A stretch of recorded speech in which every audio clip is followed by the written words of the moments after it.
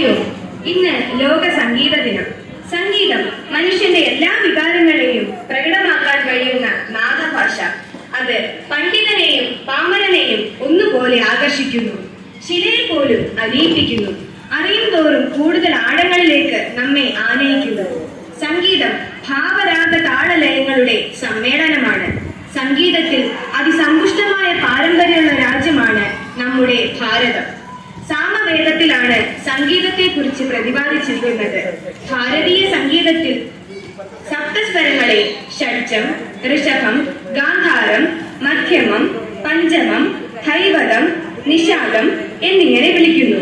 ഇവ പക്ഷി മൃഗാദികളുടെ ശബ്ദങ്ങളുടെ അനുകരണമാണ്. ഷഡ്ജം മയിലിന്റെ ശബ്ദമാണ്. ഋഷഭമാകട്ടെ കാളയുടെ ശബ്ദവും. മധ്യമം ക്രൗഞ്ച പക്ഷിയുടെ കരച്ചിലും. പഞ്ചമം കുയിൽനാദവും. ദൈവതം മഴക്കാലത്തെ തവളക്കരച്ചിലും. നിഷാദം ആനയുടെ ചിഹ്നം വിളിയുമാണ്. ദ്വാപര യുഗത്തിൽ ശ്രീകൃഷ്ണൻ തന്റെ ഓടക്കുഴൽ നാദത്തിലൂടെ ഈ പ്രപഞ്ചത്തിലെ സകല ചരാചരങ്ങളെയും ഒന്നിച്ചു നിർത്തി. ഈ പ്രപഞ്ചത്തിൽ ലയിച്ചിരിക്കുന്നു സംഗീതം എന്ന് ശ്രീകൃഷ്ണ ഭഗവാൻ നമ്മെ കാട്ടിത്തന്നു.